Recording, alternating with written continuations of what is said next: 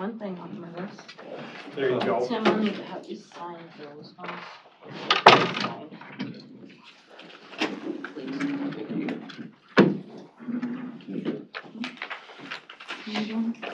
Yeah. All right, I'll go ahead and call the meeting to order.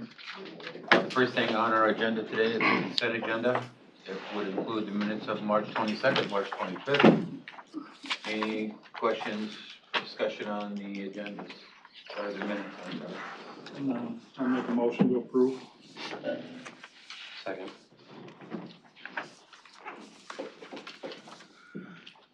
Okay, we have a motion and a second on the consent agenda. All in favor signify by saying aye. Aye. Opposed, same sign. All right, moving on, scheduled session. First one is discussion, a public hearing on discussion regarding the compensations board recommendation for elected officials for fiscal year 22-23, and discussion regarding the Potawatomi County budget for fiscal year 22-23. I'll make a motion, we go into public. Open public hearing? Open public hearing. I'll second. Mr. Hauser, we have a motion and a second. Please call the roll. Chairman Wickman. Aye. Supervisors Shea. Aye. Belt. Aye. Schultz. Aye. And Groby. Aye. Okay, we are now in a public hearing. If anybody would like to speak either in favor or opposed to our presented budget, you can stand up, state your name, address, make a comment or two. Come on up. Mr. Hauser, will you get that podium set up over there, please? Do you want the podium, Susan? I can talk to that. No, we want you up here. Well, what you have to say is really important. We don't want anything missed. All right. No, Susan Miller, 521 Broadway, Carson. What'd you say? can you, excuse me, Susan, I'm sorry, can you fix the camera so we see her? Yeah, I was gonna do that as soon as I could remember 521. Susan Cole. Sorry. That was a long time ago.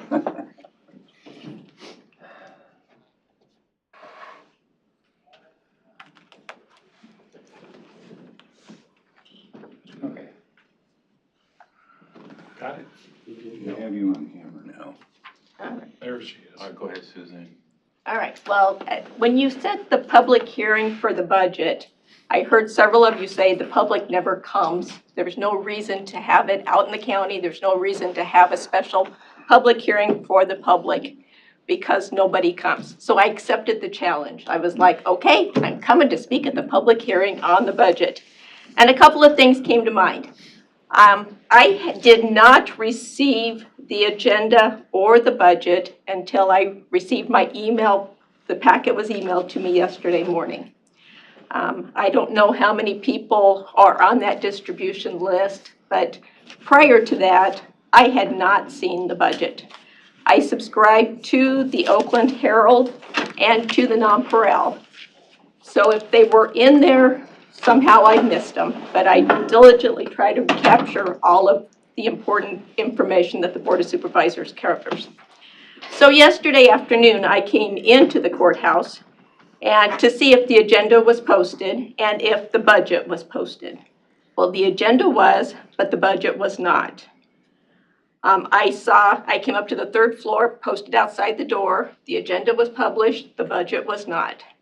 When I left, went through the exit on the first floor, the bulletin board where the agendas are kept are behind the red curtained or corridor.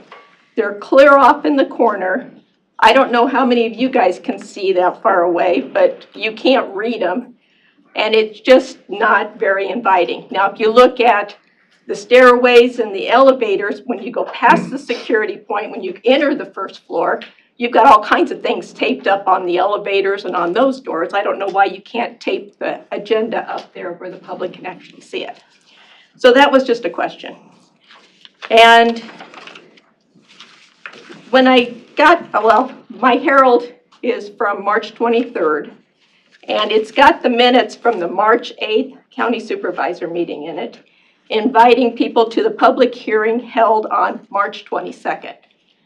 So I don't know what we need to do to step up the response. I don't know if the Herald can publish these things sooner. I know they only publish once a week. But to get the paper the day after the meeting isn't appropriate in my opinion. I think we need to do a better job of getting the notices out to the people when the public hearings are going to be held. And then I believe the 10% raise for all of the elected officials is completely out of line. I don't think any of you are doing 10% more of the work, and I don't think any of you are doing 10% better job than what you were when you were first elected. I don't know who's on the compensation board. I don't know who spoon-fed the facts to them. But I believe in this day and age, a 2% raise is probably more appropriate, no more than a 3%, which is what we have in the private sector. So those are my thoughts and comments, and thank you very much for your time today. Thanks, Susan.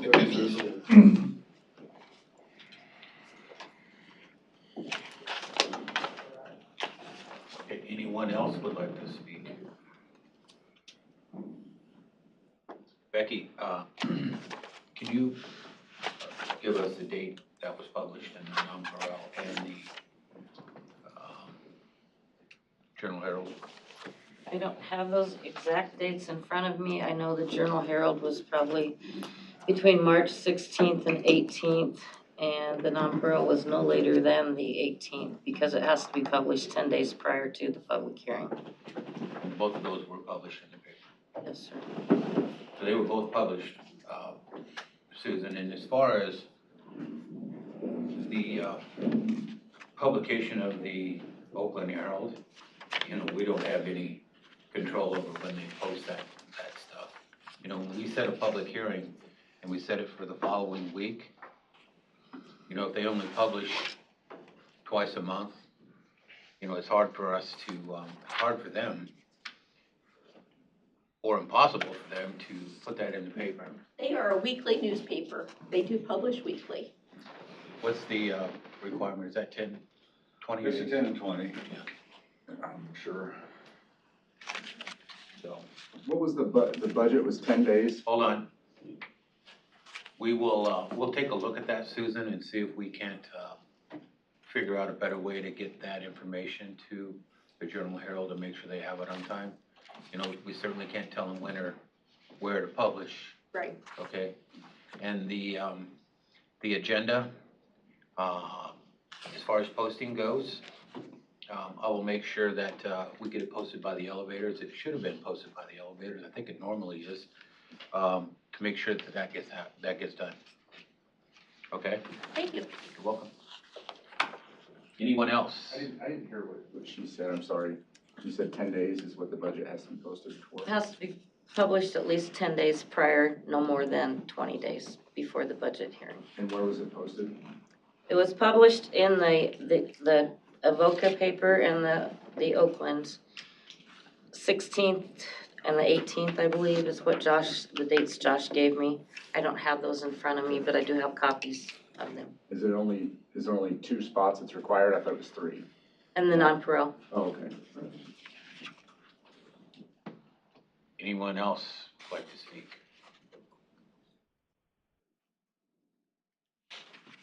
Okay, I'll enter. Excuse me, I just a question.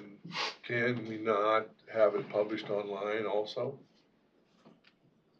Yeah, there's nothing that, Or does the state publish it online? No, we could put it on our website. Your website? Well, the county's website. Right, It should be, they're probably in a headline, you know. right. That would probably be helpful. Yeah, or just click and then they could, I suppose you could, you just save Get it it for scanned your in. minutes, same place, you can just put it there and have a link and they can Right. click and go to it. So, yeah. Make you take note of that, make sure that happens. Let's address the 10% raise. It's later on. Okay. All right. Is there any other discussion on public hearing on the budget? I'll entertain a motion to close public hearing. So moved. Second. We have a motion and a second. Mr. Hauser, call the roll, please. Chairman Wickman. Aye. Supervisor Shea. Aye. Belt. Aye. Schultz. Aye. And Groby. Aye.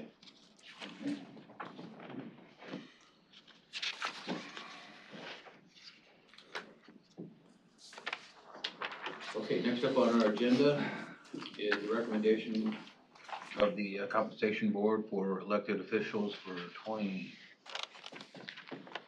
22-23. What is the pleasure of the board?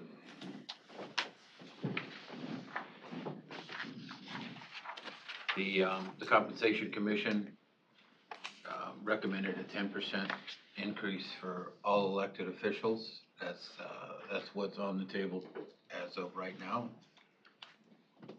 What's the pleasure of the board? I mean, my recommendation, I can make this a motion if you will too, someone will second it, but my recommendation is that we reduce that amount to reflect the same amount that we have done countywide for all employees, to match that. I believe we had 4% set.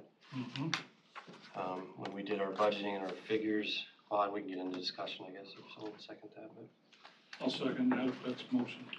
So just so everyone's aware, we, by state code, we're required to have a recommendation provided to us by a compensation board. Compensation board members are appointed by the county board of supervisors. I believe there's other representation from other elected officials that also serve on that board that,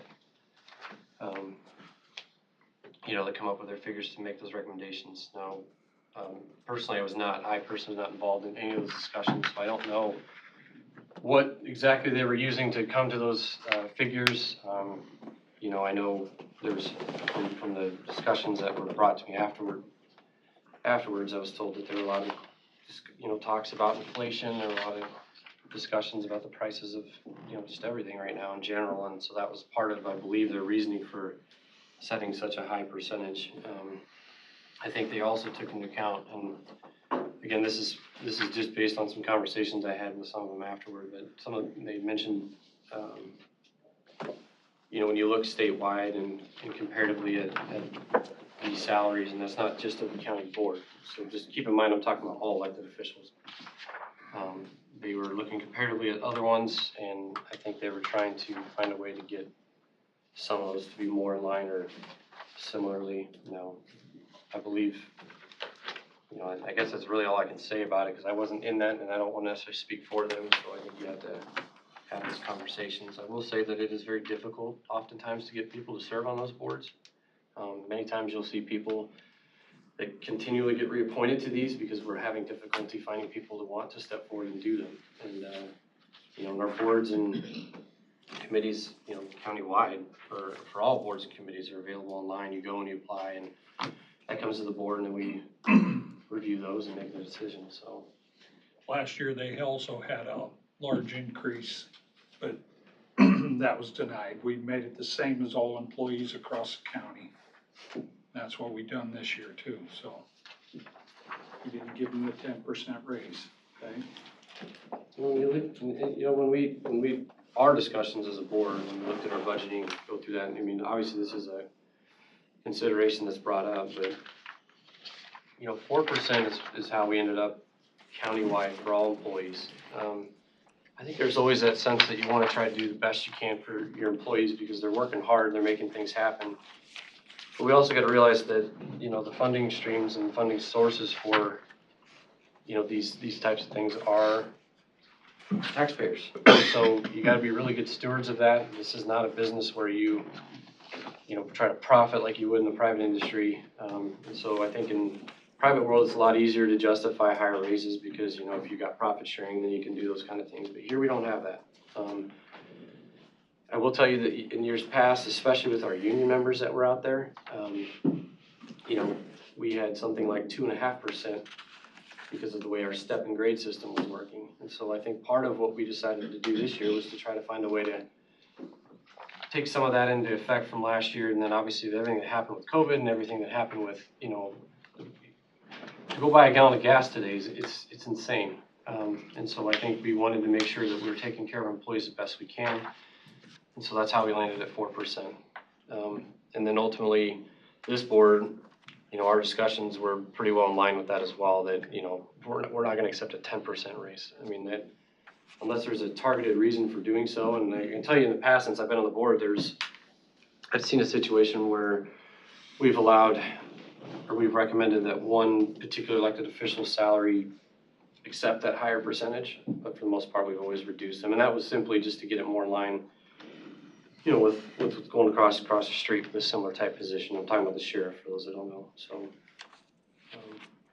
I can ramble on and tell you all the good things, but I mean, really, I feel like this is a fair number in consideration of what we've done with our budget, in consideration of the growth we've had.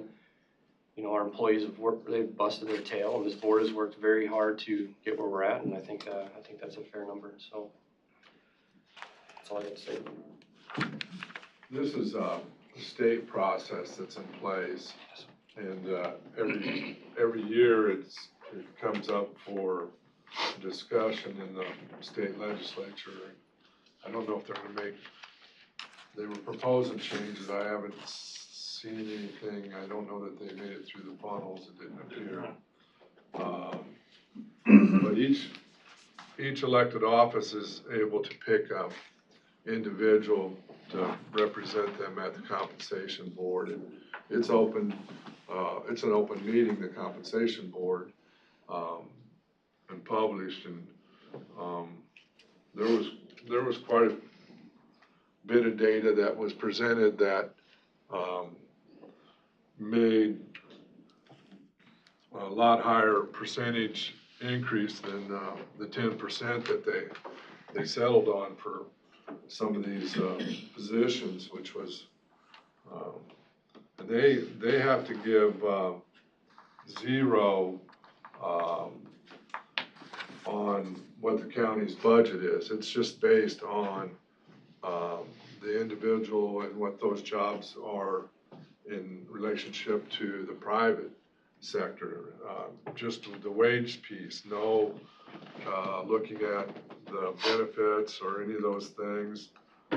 So it's an interesting process. I mean, whether it's my favorite process or not, that doesn't matter at this point until they clean things up at the state code and such. But I think we came up with a pretty reasonable recommendation for everybody, and I think you know, we'll continue to work at the employees and the elected officials to do the best we can. I'm sure some of them aren't going to be too happy, but it is what it is. You know.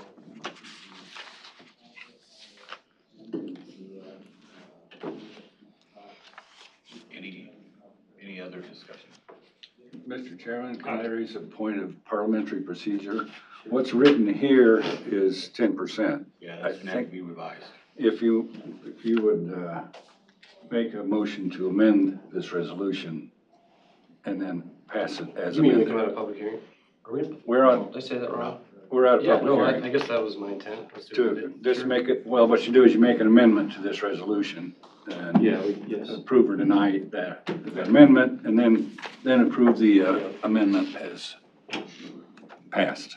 So were you asking us to do that before or after this?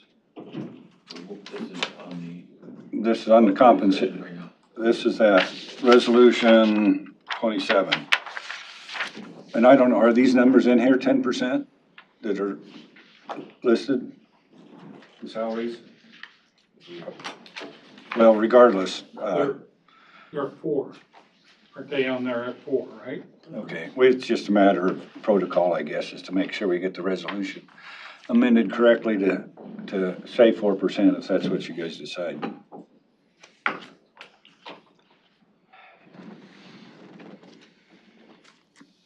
Any other discussion on the board?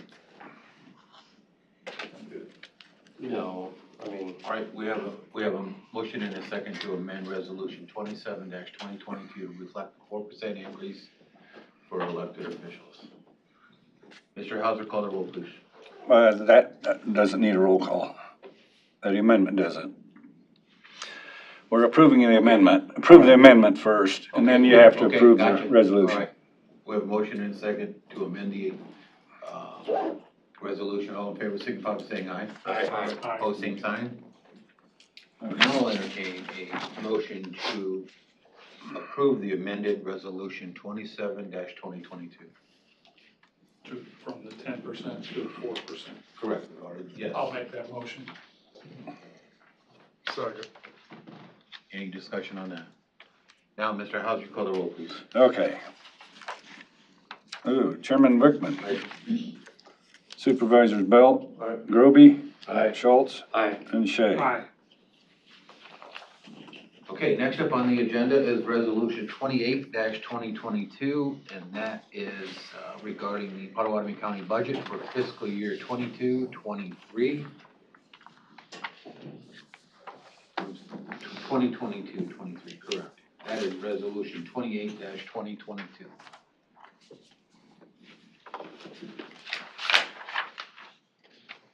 Motion to approve. Second. All right, we have a motion and a second. Any discussion?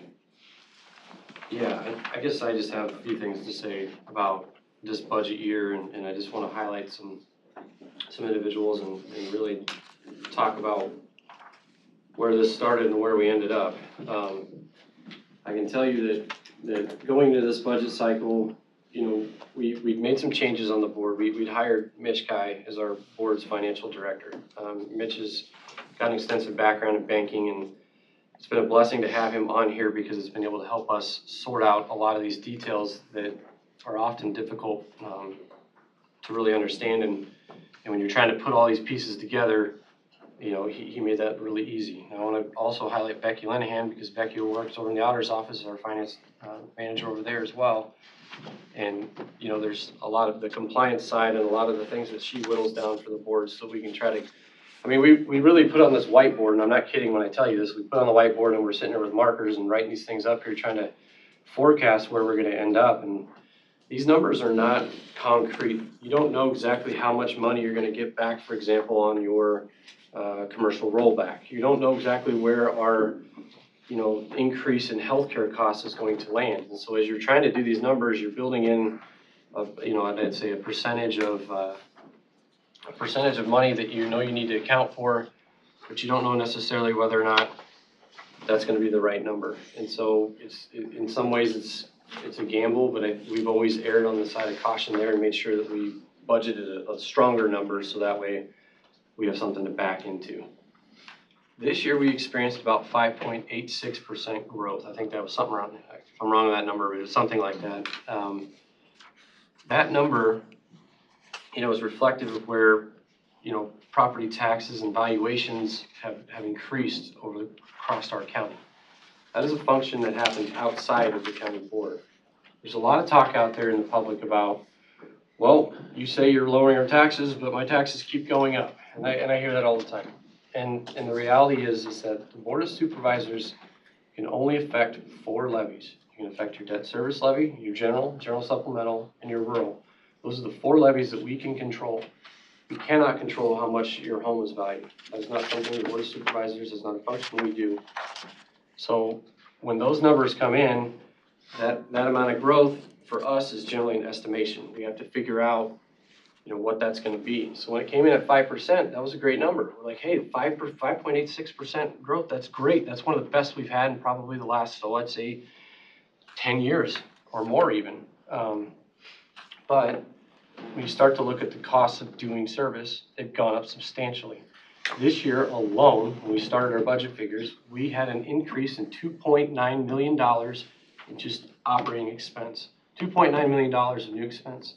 So when you calculate that 5.86% and you start figuring out what a penny's worth, you realize that 5.86 is all of a sudden just whittled down very quickly.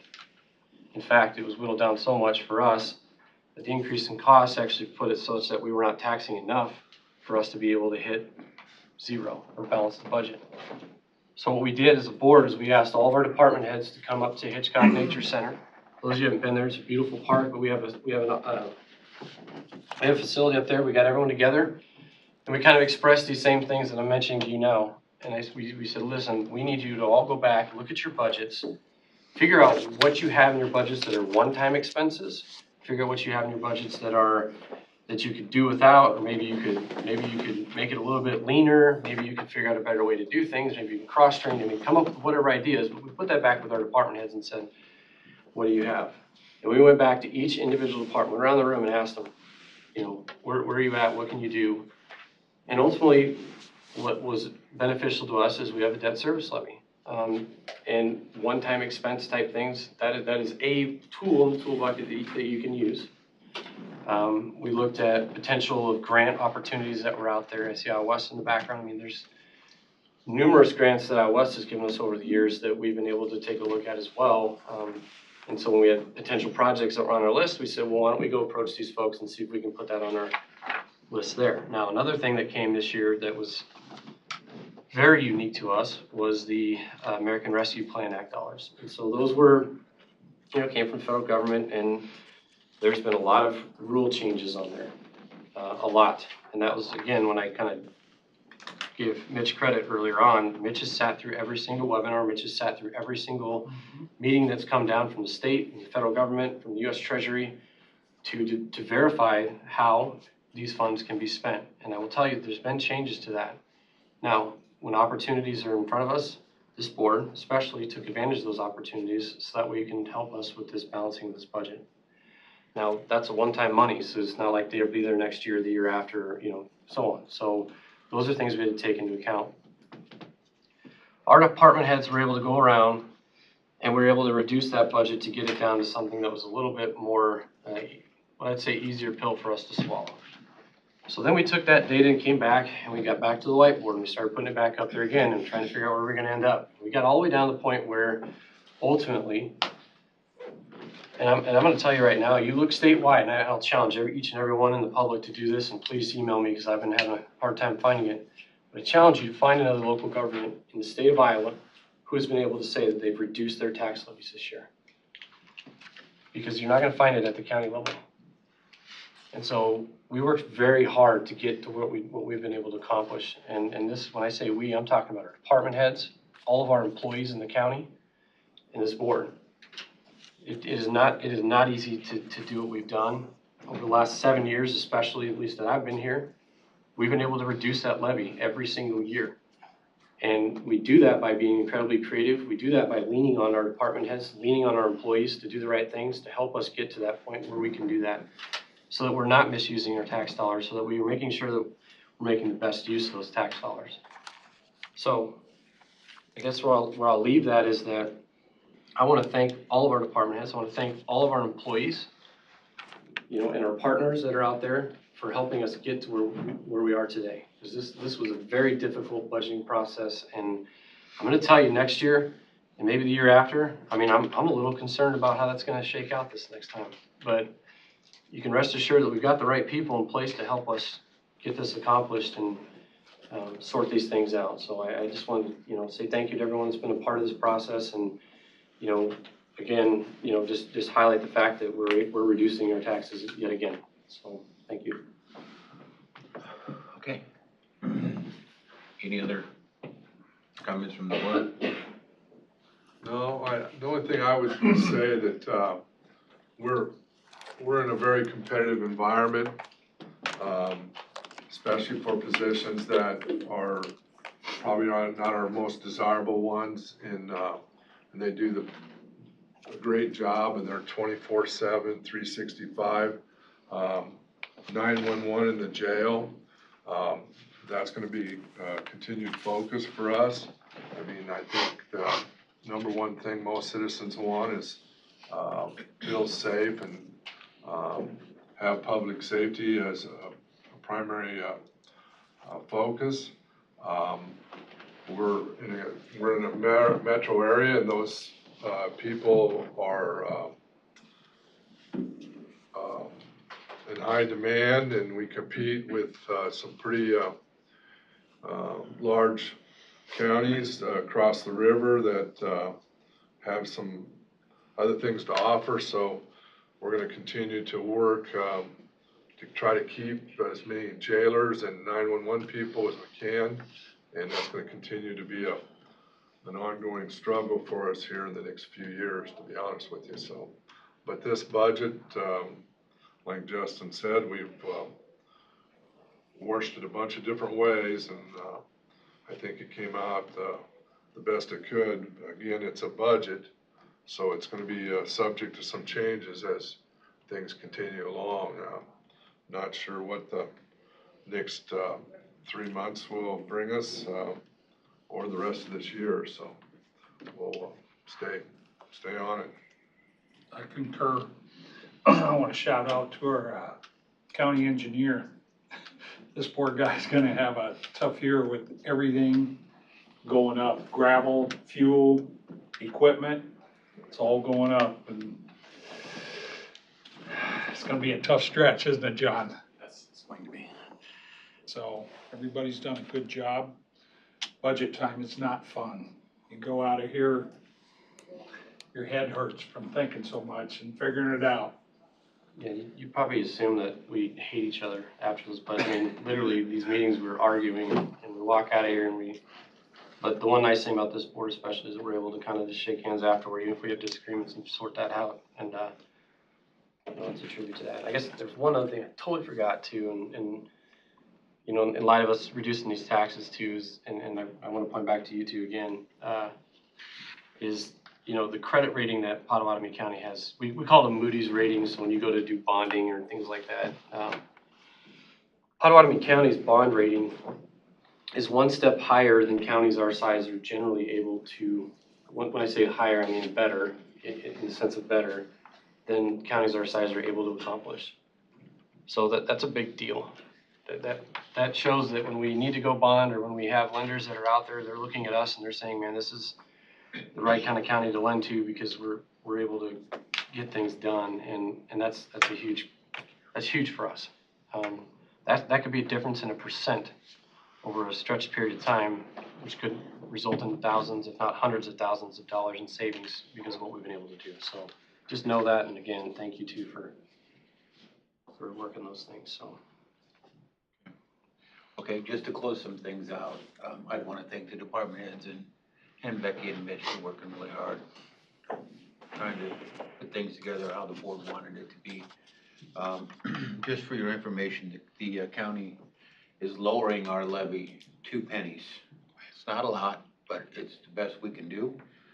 Also, for those people that are in the rural part of Potawatomi County, because of a state ruling, they have now taken over the mental health costs for all of the state, which allowed the county budget to go down, not the county budget, but the mental health budget to go down another 39 cents. So those of you that live in the rural part, outside the corporate limits of a city, your levy should go down 41 cents. Now that depends on what your school district does.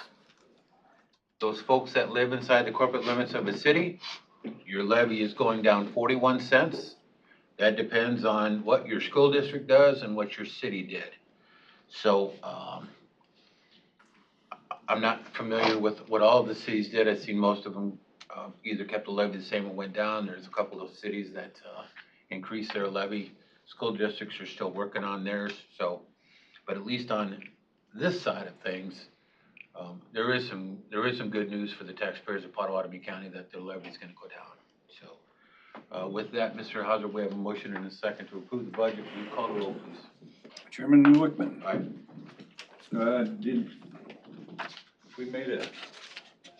You guys made the motion. Did I write that down?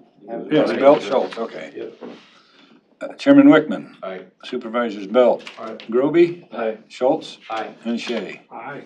Okay. Okay, that, for all of you, that ends our budget discussion. If you can certainly stay for the rest of the meeting if you'd like. Next up on our agenda, we have Ms. Brenda Mainwaring, President of the Iowa West Racing Association. An update and discussion of grant award cycle 1 and authorize the board chairman to sign grant award letter of agreement on the following grant awards. You don't have to stand at the podium unless. No, that's all right. Okay. The press release went out after your submission deadline. Can I hand you these things? Okay. It's in the paper today, so you may have already read it, but just so you have it in front of you. Thank you.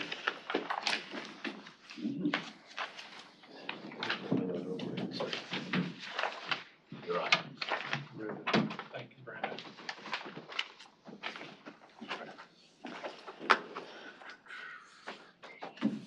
Okay, I might as well stand here.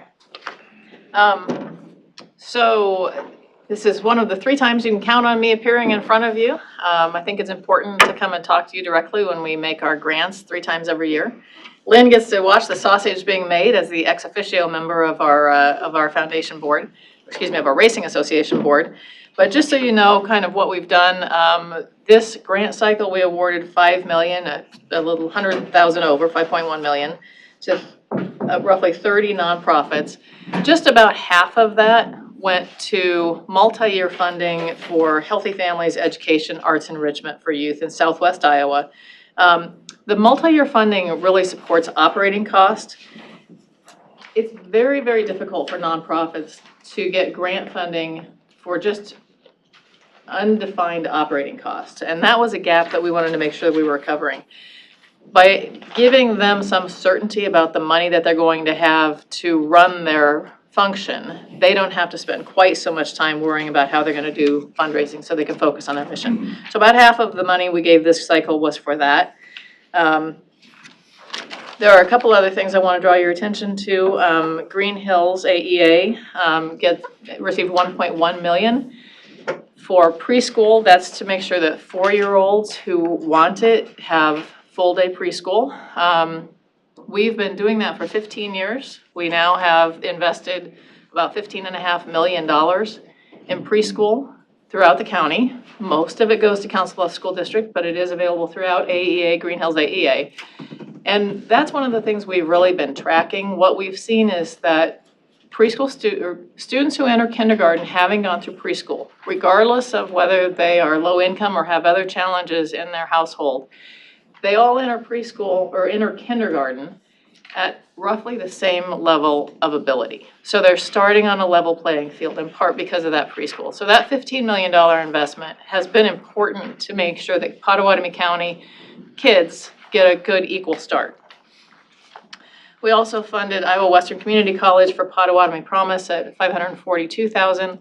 That's our scholarship program for non-traditional students in the sense of these are not students who have great academic records. They're low income by definition. They have to be low income to qualify, and oftentimes they're the first in their family to go to college. A lot of the support is to make sure they have wraparound services so they get the counseling and the encouragement that they need in order to be successful in college.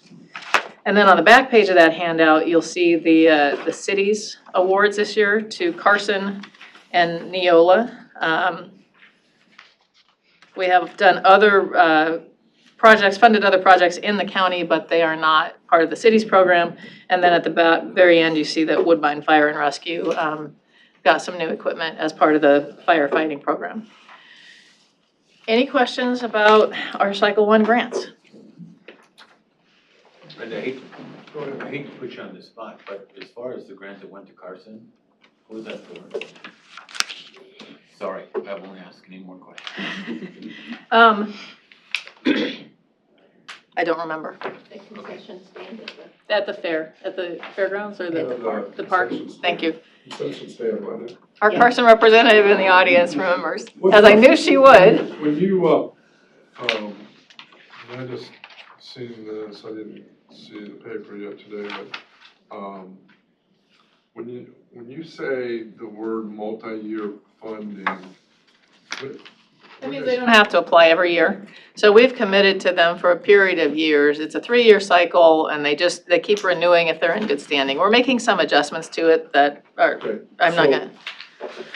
So this is a 3-year maximum before they have to reapply or something? Yes. Okay, so are these all in their first year then, these? No, in fact, these are all in their last year, those adjustments that I referenced. The way we have it set up, they can reapply but for the same amount. And we've been doing this, I think, now for 7 years, which means, and all this conversation about budget, right? The environment changes. Right. If they can only get the same amount or they lose the ability to be in the multi-year funding, that's not really helping them with operations. So we're gonna change the program so that they have the ability to make some changes on a 3-year rolling basis. But it's a 3-year program. This is the last year for all of them. We also are making changes. You see a lot of multi-year funding in there for arts facilities like Joslyn, Laura's and Gardens. Those are for programs that are specifically for Southwest Iowa typically for youth, but specifically for Southwest Iowa. But we're gonna make some changes to that program as well, so they may be coming in to apply for those on an annual basis instead of having a multi-year program. And all of them have been notified of this, but we didn't want to change the program without giving them plenty of notice so they could make the budget adjustments. Right. Brenda, are we seeing any fluctuations in money from stuff across the river yet? You'll have to help me with what you mean by that. Different casinos from across. Oh. Like, In terms of income for the, no, I'm not sure exactly what the status is today, but I don't believe the final rules have been signed by the governor. And so nothing can be actually approved, so there is nothing operating in Nebraska until those rules are finally approved by the governor. And then that's when you, like that last presentation you gave us, expect it to be a percent of 30 or whatever it was. Right, so that will, as soon as the governor authorizes it, the Omaha-based casino is ready to build a temporary facility almost immediately, so they could be up and running within months. Obviously, it takes a lot longer to build a permanent facility, but the expectation is you'll start to see that downward trend in income in Iowa and loss of revenue to Omaha in particular, beginning this year, at the end of this year. So the grant period starts this Friday, another grant period cycle? We accept the letter of intent. In other words, somebody can say, hey, I have this idea, am I qualified? Year-round, no restrictions. The actual grant due date, the next grant due date is May 1st. May 1st, okay. It's in April 1st or so. After coming out of COVID and such, the grants stay pretty consistent, the number of them requests, or? It's down a little, interestingly. It's declined a little this cycle. I think that people are just kind of trying to adjust their understanding of what they're gonna need going forward. We're trying to be proactive, looking at things like children's mental health and being out in front of that. We're taking a really deep dive into homelessness and the potential for evictions, trying to come up with some programs that serve both landlord and tenant so that all of those federal dollars that are out there available to the tenant actually will flow to the landlord and prevent additional homelessness by having people evicted. So there's a lot of things we're trying to look at, but the applications itself, we're down a little bit this cycle. Okay. Thank you. Thanks for what you do for the community. I have one other thing, is that any other questions on the grants? Okay. I also gave you this sheet of paper that says Imagine Hour. On a pretty regular basis, the Iowa West Foundation does a deep dive into our strategic planning. Are we focused on the right things? Do we understand the community needs? We used to call them listening sessions. I'm not sure we did as much listening as we did talking, so we're going to restructure them a little bit to make sure that we're really allowing the community, all of the community, to tell us what they think is needed, what they love about Council Bluffs and Pot County, what they think could make things better. We'll take all of that information and it will help us guide what we think we should be focused on from a strategic planning standpoint. So this is, you see the social media that you're gonna start seeing this week. We're gonna start at TJ. If we wanna keep kids here for the rest of their lives, we have to understand what they think is important. So our first session will be closed, it's just students at TJ. The next session, April 9th, will be in Oakland at Destination Coffee. And then we're gonna come back to Council Bluffs. We're gonna have an open session at Pace in the evening, one at Iowa Western for the same reason. We wanna understand what that younger generation thinks is important in this town. An after work at Barley's, and then a Spanish language session that we're trying to find a date and time for that. And then finally at Grass Wagon on the west end. And I will come back to you probably August, September, maybe later, with some information about what we heard from the community. We anticipate we're going to get a lot of ideas. Some of them we can address. Some of them may be more appropriately addressed in this room, but we'll tell you what we learn. And please make plans to attend. We would love to see you there. Well, if you go to Destination Coffee, make sure they make plenty of extra scones. Oh, Whenever I go in, they're always out of scones. I'll make that note. All right. Is that by the Dairy Queen then? It's the old, it used to be Blimpie's. Oh, okay. Before that, it was Reed's Grocery. Thursday. April 9th is a Saturday. We're trying to, it's hard to figure when is the most convenient time, but assuming that a lot of those folks work in Omaha or Council Bluffs, they want to get home, and a Saturday seemed like the best time for them to, and before we get into serious planting season. Perfect. Cool. Thank you for the opportunity. Thank you so much. Thanks for all you do. Thank you. All right, next up, we have the city's 2022 grant for the cities of Carson and City of Neola projects. Again, the Carson one was the,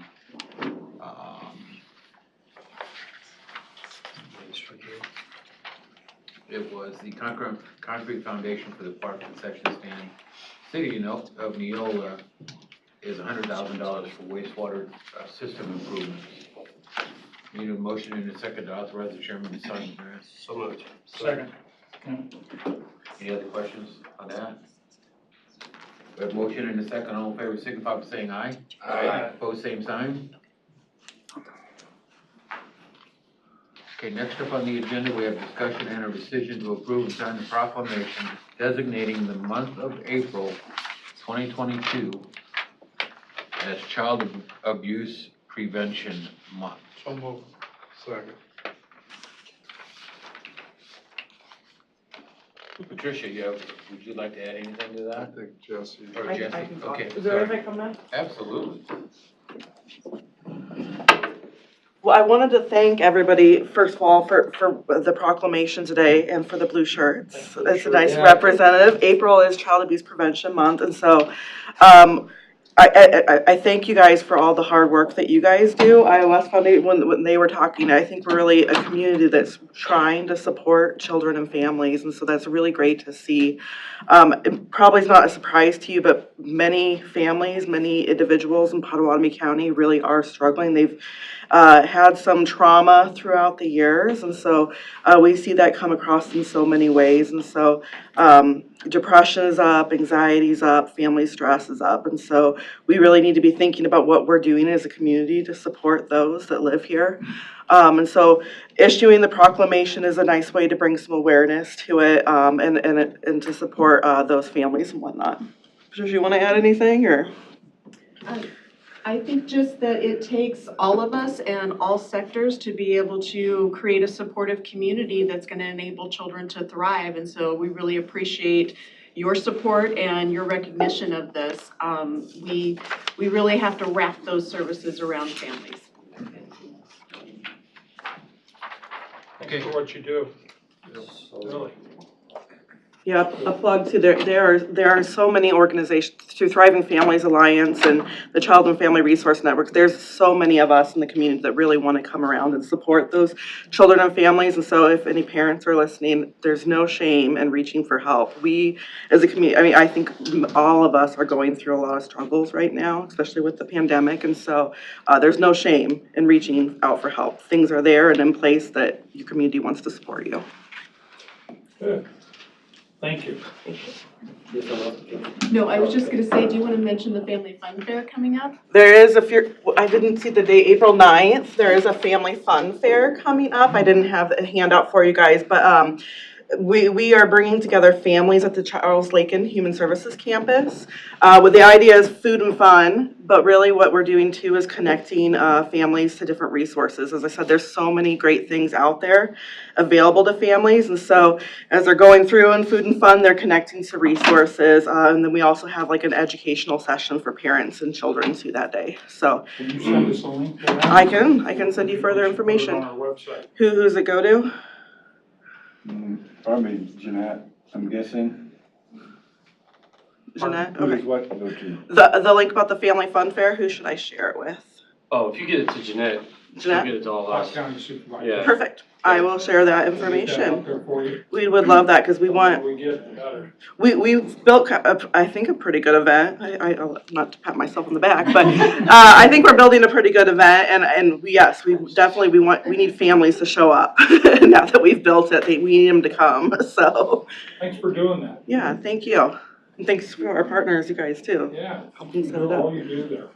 Okay, bear with me, I'm gonna read the proclamation. It starts out as, whereas 4.4 million referrals are made to Child Protective Services nationally, yearly, and whereas child abuse and neglect is a serious problem affecting every segment of our community, and finding solutions requires input and action from everyone. And whereas our children are our most valuable resources and will shape the future of Potawatomi County. And whereas child abuse can have long-term psychological, emotional, and physical effects that have lasting consequences for victims of abuse. And whereas protective factors are conditions that reduce or eliminate risk and promote the social, emotional, and developmental well-being of children. And whereas effective child abuse prevention activities succeed because of the partnerships created between child welfare professionals, education, health, community, and faith-based organizations, businesses, law enforcement agencies, and families. And whereas communities must take every effort to promote programs and activities that create strong and thriving children and families. And whereas we acknowledge that we must work together as a community to increase awareness about child abuse and contribute and continue to promote the social and emotional well-being of children and families in a safe, stable, and nurturing environment. And whereas prevention remains the best defense for our children and families. Therefore, we, the Potawatomi County Board of Supervisors, do hereby proclaim April 2022 as National Child Abuse Prevention Month. In Potawatomi County, we urge all citizens to recognize this month by dedicating ourselves to the task of improving the quality of life for all children and families. Motion approved. Second. Okay. We have a motion and a second. All in favor signify by saying aye. Oh, we've got a resolution that Oh, I'm sorry. needs a, Mr. well, we already have a motion by Shay and a second by Bill. Oh, I'm sorry. That's all right. Well, it was quite a long That was a resolution read, so you forgot who made the motion. But since it's a resolution, we need a roll call. Chairman Wickman, Aye. Supervisors Belt, Aye. Groby, Aye. Schultz, Aye. and Shay. Aye. Okay, thank you. Will you guys be willing to do a picture? Yeah, absolutely. Tim didn't wear a shirt. Tim didn't get a shirt. Tim wore blue tie today. You wore blue. Yes, I did. I knew it was coming today, and we're Let us see that. Get down here for a picture. okay.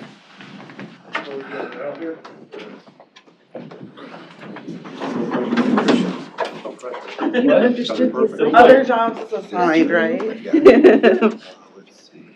This one right here. Doesn't know where to stand. I do. I can do that too.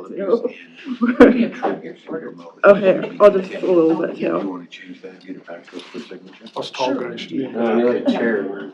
That ain't gonna help. Okay. Should be continue instead of contribute. Okay, we'll work on that. That got the stumble. That's a sweet template. Wasn't that the state template? Well, they need to fix it. Still hold it up though. They don't know that there's a that's typo right. in it, right? Yeah, they don't You can step in Can right there. I? That's about it.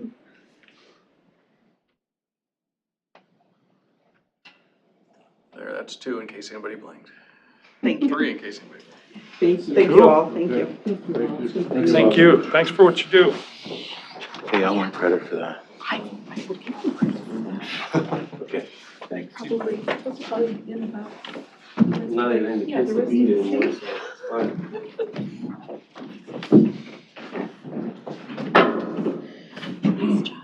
What time's that start, April 9th? It is 2 to 4. 2 to 4? So I think you can make it to destinations and come back. That's why I was like, oh, we got something on the same day. Yep. Unless I saw that wrong, it seems like that. Okay, I'll work with them. All right, awesome. Thank you. Thanks for all you do. I appreciate it. Next up on our agenda, we have David Byer,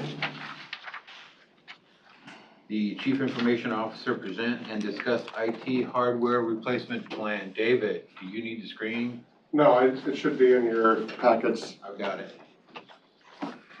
When I presented my budget, several, 6 months ago, 5 months ago, whenever that was, I know I always get some surprised looks on how much things cost.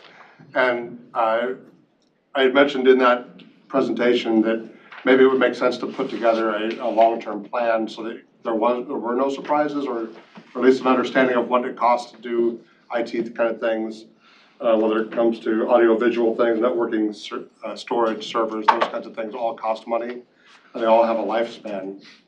And so I put together the spreadsheet just to both share with you, so you could see how much things cost and what kinds of things we work on. And then also just to future plan. Now, these are all kind of one-time items, if you want to look at it that way. So these could be programmed in that nature. But, and some of these things aren't built yet. We've got new buildings coming along, and every time we build a new building, there's networking, there's audio-visual, there's phones, there's those kinds of things that need to be put into those facilities. And we're kind of in a building boom right now with the addition and the public health building and the road shop and the sheriff's office addition. And all those additions or places do have costs associated with them that are hidden costs, if you want to look at it that way, because they're behind locked doors. They're literally hidden. You don't see them. So there's no decision to be made here. It's just a presentation of what it takes to run the IT infrastructure of the county, which is a foundational thing that we've got to have, of course. So just to educate you on what it costs to do business. And if you have any questions on any of these items, what they are, if we need them or not, those kinds of things, I'll be glad to have one-on-one conversations with you to talk about these things. But I will be using this as my template for future budgets. Each year I'll just look at the list and see what's next. This is nice to have, David. Yeah, so. You guys do a great job back there in IT, and you got a good team. Yeah, we do have a good team. I agree with that. Thank you. And they're always right on it. Okay. It is expensive. I agree it's expensive, and it's not getting cheaper, to be honest. It's not getting cheaper. Not much you can do about it. I mean, it's sad too. Even like this room here, we're outfitted to be able to do, YouTube live or whatever we're doing now. And, right. I remember when I first started, we had these big giant computers here. You couldn't even see the board. But just the costs we've had circulating and stuff. I mean, I think you guys are doing a phenomenal job of keeping up with that. And, this room, to be able to broadcast our meetings and then have the public be able to communicate directly with a computer in here and talk to us, that's pretty incredible. So I appreciate what you guys do. And, Thank you. blame you for all of our problems like we normally do, but IT is great and all, and in most situations, but when it goes wrong, it's not fun. Every time you go down there to get help, them guys are right on it. Yeah, there you go. Good deal. Okay, well, that's all. I just wanted to present that Thanks, to you. David. This is helpful. Very helpful. You're not off the hook yet. Okay. You said that you wanted to have one-on-one conversations if you had any questions. If you have any questions, certainly. Yeah, I just want to give you a heads up. I want to talk to you about the Civic Center that has to do with 911. And also they're in there again in the courthouse for 911. And then in there again at the courthouse and Civic Center. I just want to make sure that those are costs that may or may not be able to be covered by either his 911 surcharge or So the Civic Center is not, while 901, it's 901's backup site, it's also we have 3 racks of equipment there. So we use that as a backup site for this building. So that, well, So- as you mentioned, you wanted to I would love to visit with you about Sure, this. of course. Okay. I do appreciate that. I mean, that is something that, I don't know, it doesn't anymore, but it used to come up and kind of grab us on occasion or two. And I think that getting it under control, kind of giving us a heads up on the possible costs and, keeping us aware of our computer rotation and that kind of thing Sure. is very important. So I appreciate the effort you put forward to get this to us. So, hardware, these are all hardware costs projected. And we've started to migrate some stuff to the cloud, right? We have several things in the cloud. Office 365, which is our email, OneDrive, SharePoint, those kinds of things are all in the cloud. Several of our software packages are in the cloud. We've got Kronos that's in the cloud. We've got Impulse, which is in the cloud. There's several. I could go through the list and provide those to you, but you're right. This is just hardware. This is not software. Okay, so. And this is not connectivity, so like COGS None or of, essentially none of these items that will ever go to the cloud then, that we're seeing here then?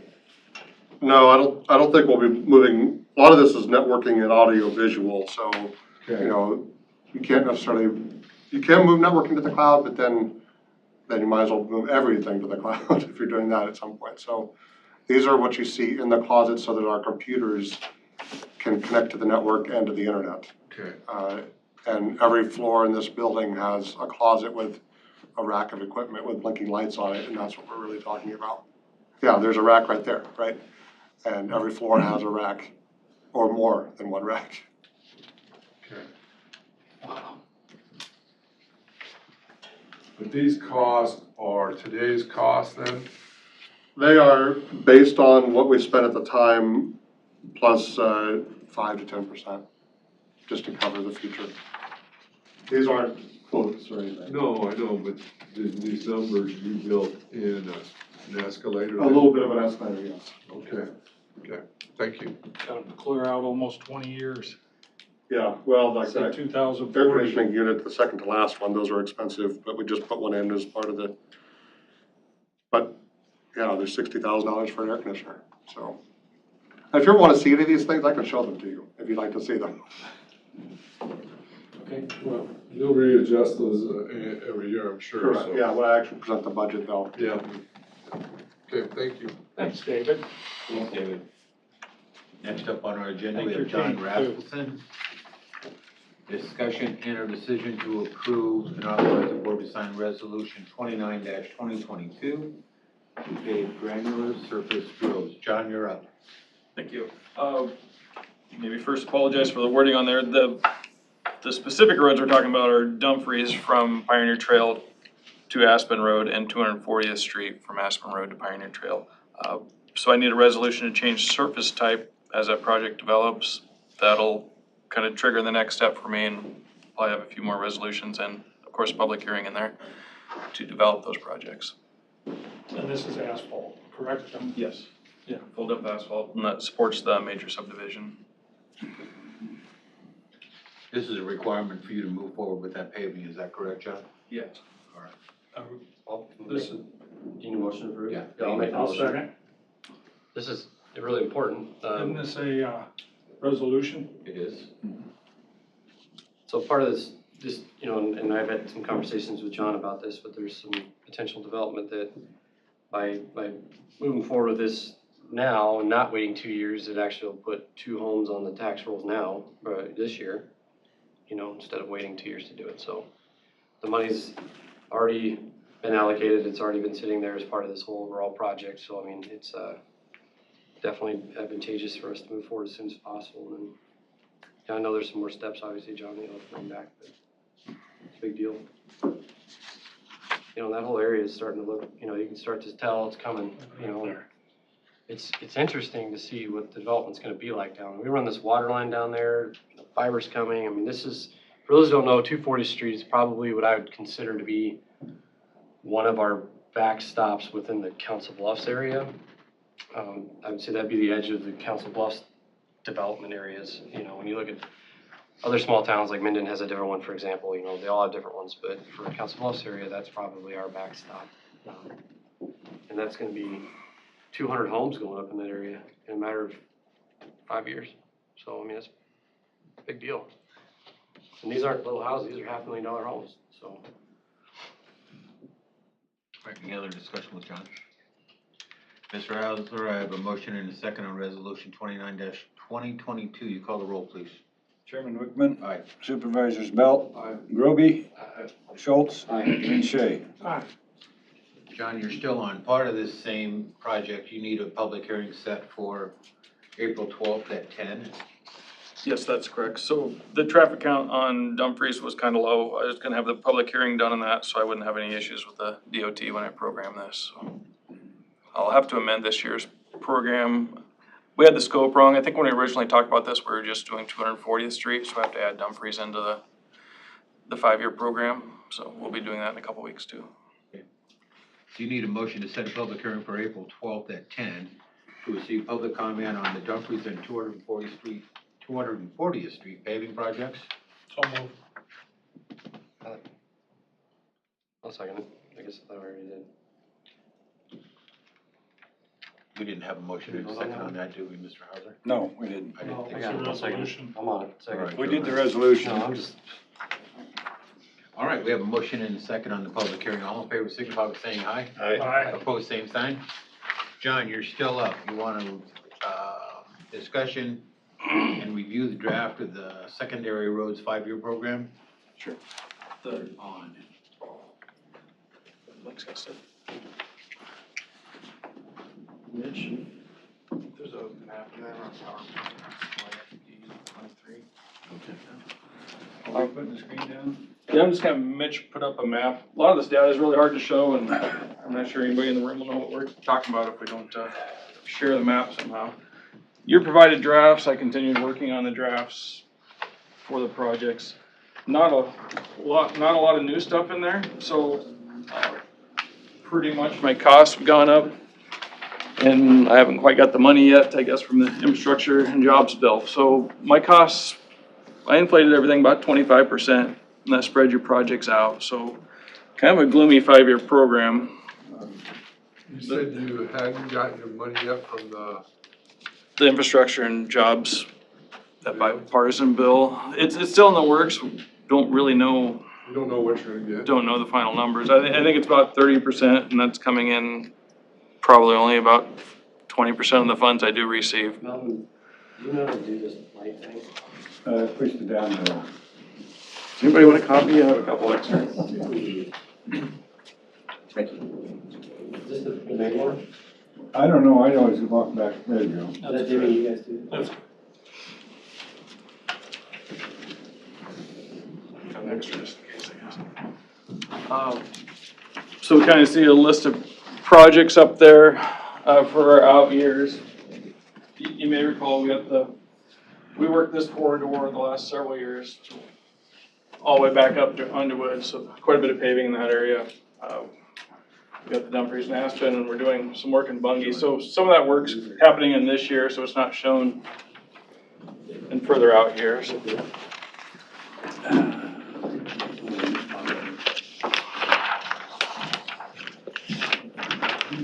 Should I go on something, Art? Oh, okay. That'd be better than me being blinded, I guess. Some of the things we're up against, so we did L66, we reconstructed 2 segments of that from Minden all the way down to Highway 6. That has us about, we're borrowed about $8 million in the hole on that one. So we kind of did that with G30. We go negative, then I kind of recover those funds, then I bring other projects. So, we'd like to reconstruct L34 and some other roads, but we're probably 5 or 6 years away of savings to get there. So up in the coming year, we have some work in Hancock there. The push the right button. Oh, when we reconstructed G30, we did not work from the river bridge into town. We're gonna do that. We're kind of working with the DOT to see if we can fix that intersection. Right now, trucks turning left off 59, they have to stop and their tail ends stick out on 59. So there's some intersection work to be done on that one. So we're in design on that. When will that be done? We're hoping to let it next year, so hopefully construction for next summer. We gotta get an agreement with the DOT, so that's maybe slowing that one down. Okay. Minden's kinda got another little segment in there, from Tamarack up to the North City limits. Back in the 90s, we didn't work through town, so there's a kind of a pavement change there and much older pavement through Minden. It's on the farm to market route, so that went into our program. We plan on letting that next year as well. Those projects are about 700,000 there in Hancock. 700,000 in Minden, 600,000 in Hancock. After that, we have some day labor bridges. That was it for paving in that year. So the rest of the 2023s there are pretty much small bridge projects we'll be doing with our crews. In 24, we have a larger bridge, Boomer 19, that's up there. It's on the gravel road. That one's gonna be federal aid. We expect that one to be about 1.8 million. A couple other little projects in that year. Probably the big one in 24 will be Underwood there by Jack Links. So we're in the process now of trying to win a RISE grant to do some improvements on G30. We have about 4,000 feet of paving to do, possible turning lanes and a bridge to reconstruct. And the bridge is between Jack Links and the interstate. So it's really kind of a nightmare project for us. We're working on that now to stage that and try to keep that open. So we'll be able to have 2-lane traffic in each direction on that one. We're kind of looking. I'm sorry, John, what year was that set for? That's in 24. We wanted 23 on that, but we have to have a DOT agreement for the interstate ramps and a railroad agreement with the crossing there. So we have a couple other partners in there that just doesn't seem like it's gonna be that fast. Also, there's a possibility for additional right-of-way, and that could add a year. So we're hoping to let that in early 24. I think construction's gonna start on that probably the end of the month for groundbreaking and grading. Is that a RISE grant or a RAISE grant? We're gonna apply for a RISE grant on that one. So April 15th is the deadline on that. We're kind of rushing to meet that deadline now. So I will have to bring a resolution there for the joint project with the city of Underwood and pretty much put the county in the driver's seat on that one since there's joint jurisdictions. You're working to keep that open the entire time? That's our goal. It's either gonna be a temporary bridge or we're gonna have a extra wide bridge. We're trying to figure that part out now. I think the benefit of having a wider bridge than we really need is possible bike trail, pedestrian trail further on. So You're not carrying that. somehow we have to get cars over it first, I guess. So whatever's left, hopefully we'll find a good use for it. You got a traffic number on that one? Pretty high, I would think. Usually it's on here. Help you at all? Yeah, the traffic count's really high. We're actually having a traffic study done on it as well for the RISE projects. That isn't quite finished. So we don't really know if we need left turn lanes quite yet or if they're warranted, but we're gonna have that ironed out before we ask for funds. This project's been in the works for a couple of years. We just needed some help on it. It's gotten a lot bigger and complicated than our normal projects.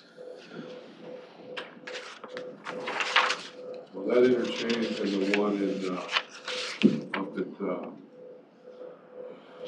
Shelby is, Yes, I hope we don't get that busy, but I think we're getting pretty close on that one. accidents the wait to have before you mix all those cars and truck traffic. Yeah, It is what it is. it's been tough. And we're gonna redo the approaches over the interstate bridge, and I think the DOT's planning on putting a new deck on that bridge in 2 or 3 years out too, so we're trying to avoid that work as well. So if we go to 25, we kind of have some federal aid and farm to market on there to finish G30. I guess as far as G30, this segment's been pretty good. It was paved in the late 90s and it's really good condition. We reconstructed this segment, so we're just kind of continuing working G30 from the east to the west. All the way across it? Well, L34 anyway. So, From the fire range. so we have this segment in there in 25. We're planning on resurfacing. That'll get us to Underwood on that segment.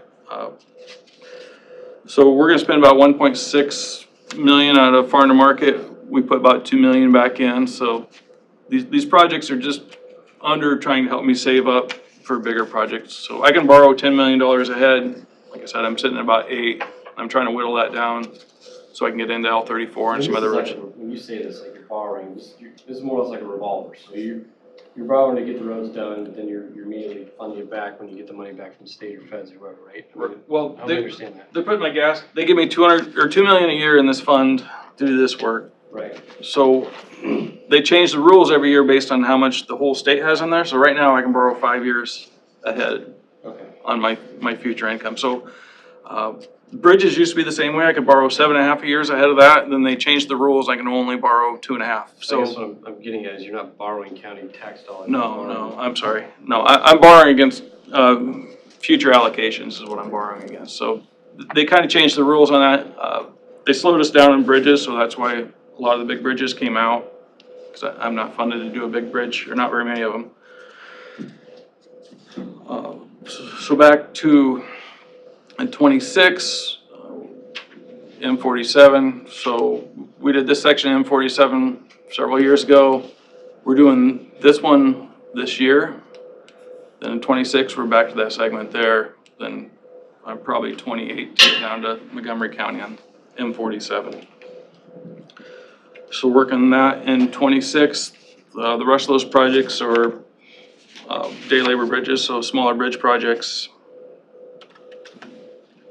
Except for Tamarack, 26, we're gonna try to figure out if we can get an at-grade crossing at Tamarack. We've been at it for a few years. We have to work that out with Burlington Northern, so that's still out there. But hopefully that's done in 2026 as well. Then the final year of the 5-year program, 27, probably the largest project will be Old Mormon Bridge Road. We've had so many flood repairs on that thing. We'd just like to tear it out and reconstruct it to make sure. It's pretty beat up right now. It's probably not as bad as M47 or L34, but it's getting there. So that'll be our big project that year.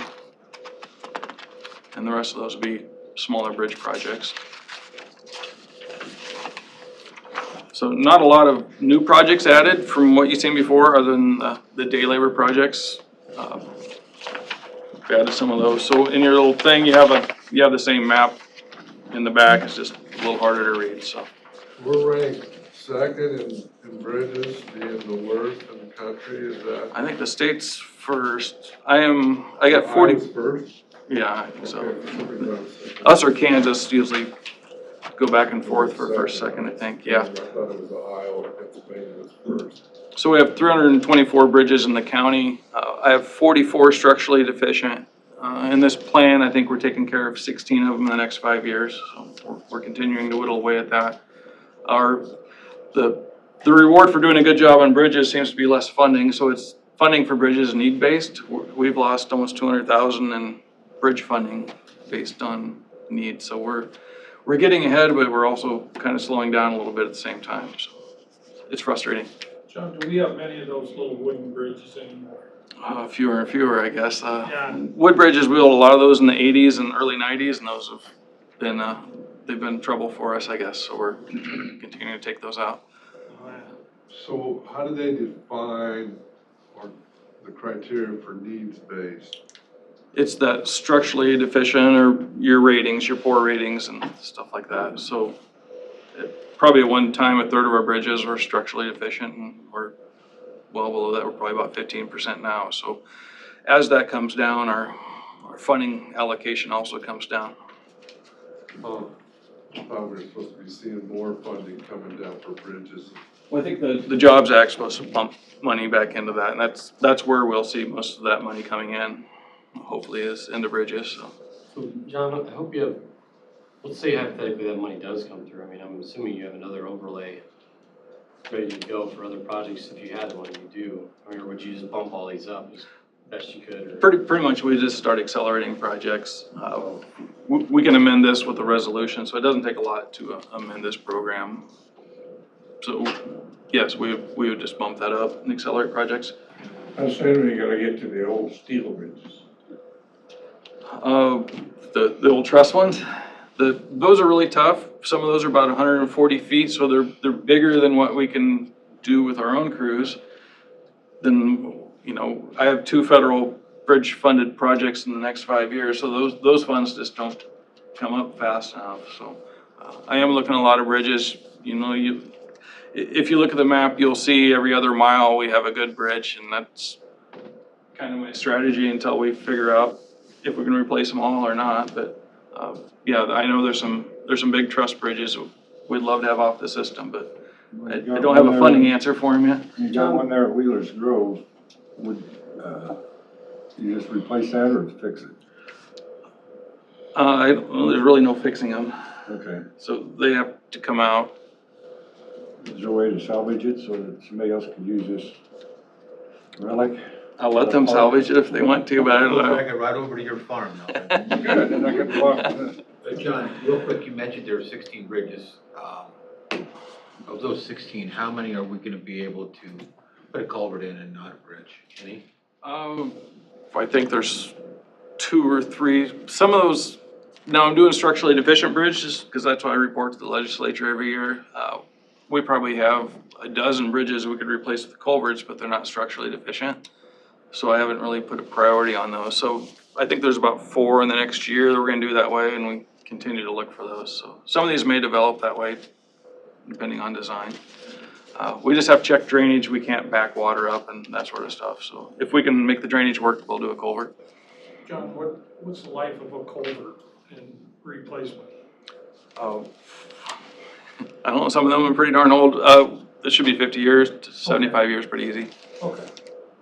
The wood bridges were 25 to 35, and I think the ones we're building now with the steel and concrete decks ought to be a 50 to 75 year bridge too, so. If the erosion doesn't get us, I guess. The stream channels get us, it's the problem. Yes, they do, yeah. Okay, John, the bridge you mentioned at Tamarack, is that the one that takes you to Minden? Yes. You come off Railroad Highway, then you get that long swooping curve, then you go up over the top of that. I don't know how you're ever gonna get that done, but I really wish you luck on that one, and I hope that we can get something done there. Right. That's a dangerous bridge. So worst case on that one is we raise Railroad Highway to fix the curves and we still have an overpass. So there's a couple different ways of going with that, but my desire would be to get rid of the bridge and have a crossing. We cross in Underwood and Eula already, so. Okay, John, this is just discussion and review. When do you bring this back from approval? I gotta return it, submit it to the state by April 15th, so I'll probably bring it back the 12th. Okay. We're also working on the budget. I don't bring the budget, it's the same numbers, we just format them the way the state wants to see them, so I'll bring that on the 12th as well. So. Okay. And then the last thing you have for us today, John, is a recommendation to award contract 78-C078-205 for hot mix asphalt resurfacing of M47 from Highway 6 north 5 miles to G30. So that's the road that's just to the south of Walnut. Yep, so it's that segment there. Like I said, we're working M47 from north to south across the county. That was recently let, our estimate is 1.8, the low bid was 2.3, so we're $500,000 over estimate, 28% over estimate. So, that's kind of why I'm pumping the brakes on the rest of the program to develop these when I can afford to do Is them. there any federal dollars in that? No, this one was all farm to market, or no, it's S2B. So this is our last swap project as well. That was the other issue with this is I'm making all these projects federal aid, so now I have to have a 20% match out of farm to market. So that rearranged some of our money as well. So this is the last swap where the state's exchanging our federal aid for state dollars. They notified us of that already, huh?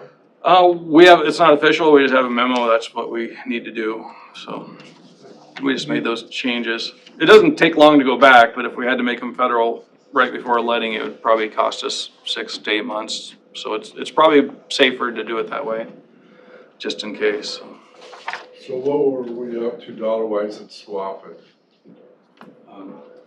In bridges, we could swap about $500,000 a year. Then in the STPG, the block grants, that's about $400,000 a year. So. So $1 million we swapped. Yeah. And the state's doing that because they don't have the match money for the federal aid. depending on how the Jobs Act comes through, so. John, this one came in a little high. Do you expect that on the rest of our projects too? Is that just the way the economy is? And This gets us through this year, I guess, so it gives us a chance to catch our breath and maybe the economy settle down on oil prices. Bidding this at the time for oil prices didn't help. Oil is starting to come down a little bit. Right. I saw that. So I did I have a small maintenance project on Bungie. Oil was pretty high then as well. So this gets us through the summer and we'll get back into asphalt prices in the I'll fall. make a motion to approve this. Contract 78, CO 78-205. Is that with, I'll second, is that contract been let already then? Yes, been let through the DOT. Western Engineering was a low bidder. Oh, Western, do you So- know how many bidders they had? Harlan, then Omni's out of Omaha. Okay. And did you see the bids? Were they pretty close or not? Yeah, it was 18% higher for Omni and 21% higher for Henningsen over those. So if you award the bid, I'll bring the contract back as soon as they sign their copy. okay, we have a motion and a second to award the bid. All in favor, signify by saying aye. Aye. Opposed, same sign. Hey, John, thanks for everything you do. Thank you. Did you not want a motion on number 3? We didn't need to do that. That'll come later for it to. Yeah, that was discussion on. All right. Okay, so discussion review, All right. but board motion made by. Okay. All right. Thanks, John. Next up, we have Maria Seek, the Administrator of the Public Health Department, discussion and a decision to approve job description of the infection preventionist and the epidemiologist intern positions. Maria, Jenna, you're up. First question, make sure you include in your presentation where the funding's coming. I was gonna open with that. You're on. So, Public Health received additional funds from the state, from the Iowa Department of Public Health for the response grant. And the response grant is one that every county in the state has. And it's a standing grant that allows us to respond to emergencies. So most of our COVID-19 money from the Iowa Department of Public Health came through that grant. And so this is carryover money from COVID-19, and the amendment has specific requirements for the funds. So what these positions are going to meet those requirements because they are for either confinement facilities in Potawatomi County or homeless shelters.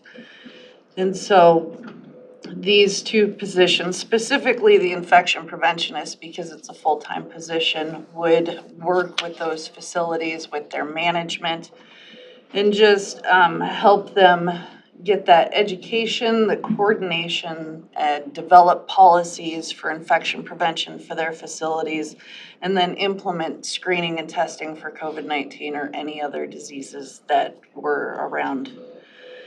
So they're both 100% funded through the grant. The epi intern is about 3 days a week intended for that one. And the funding ends on June 30th of 2023. And so basically this is just for us to, similar to hiring a contractor, have them come in, get the project up and running, and then once the project's up and running, the facilities can manage it and public health would assist with anything they needed to change in their development. Do you expect that grant to continue? No, the grant itself will continue. The funds, at this point, the funds for these can only go through June 30th of 23. If there's an possible extension at the state level, then it would go through December of 23. But they'd have to give us additional funds because it's been budgeted through June 30th. So I mean, the individuals you're looking to hire, they are aware of this is a temporary Yes. ordeal and the funds are Yep. gone with that. These are gonna be, it says intern, but are these a part-time then or not? The intern would be a part-time position. The infection preventionist is full-time. Oh, Okay, that infection prevention full-time, and then the epidemiologist part-time. Yes. Did we not approve? So we have an epidemiologist on I staff. was gonna say, didn't we approve Yes. the job descriptions once? Right. These are different job descriptions. Yeah, we have a full-time epidemiologist, Okay, and so now we're looking at the intern okay, for this specific project. okay.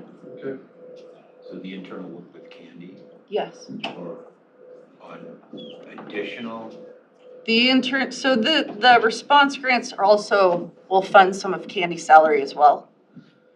But yeah, she's gonna work with both positions as they go through the Like that. space. awesome. Motion approved. Second. So we have a motion and a second. Any other questions for either Jana or Maria? All in favor signify by saying aye. Aye. Opposed, same sign. Now I'll entertain a motion to go into closed session pursuant to Iowa Thank you. Code 21.5, parent 1, parent C, for discussion and a decision on pending litigation. So moved. Second. We have a motion and a second to go into public hearing. Mr. Howes, will you call the roll, Closed please? session. For closed Chairman session. Rickman, Aye. Supervisors, Shay, Aye. Bell, Thanks, Schultz, everybody. Groby. Aye. All right, we're gonna take about a 5 to 10 minute